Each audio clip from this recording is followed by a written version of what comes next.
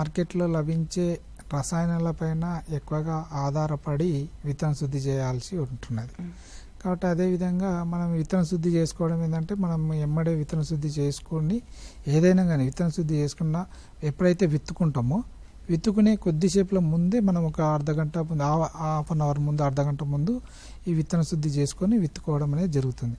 అదేవిధంగా ఇప్పుడు చెప్పిన రసాయన మందులంటే స్పెసిఫిక్గా ఉంటుంది, విత్తన శుద్ధికి ఈ మందులనే వాడాలి, ఈ ఇంత కాన్సన్ట్రేషన్ అంటే ఈ రకమైన మందులనే వాడాలనే అవగాహన రైతుల్లో తక్కువగా ఉంది. కాబట్టి మార్కెట్లో కూడా అదే అంతా సపోజ్ మనం ఏదన్నా ఒక మందు కొట్టిన ఒక మందు పోతే ఇదే మందునే సపరేట్గా మార్కెట్లో మనకు విత్తన శుద్ధికి ఈ మందులు అవసరము అని ఆ మార్కెట్ అంటే అవైలబిలిటీ కూడా తక్కువ, విత్తన శుద్ధికి ఉపయోగించే రసాయనాల లభ్యత కూడా తక్కువగా ఉండడం వల్ల రైతులు అనేది కొద్దిగా తక్కువగా చేయడం జరుగుతున్నది.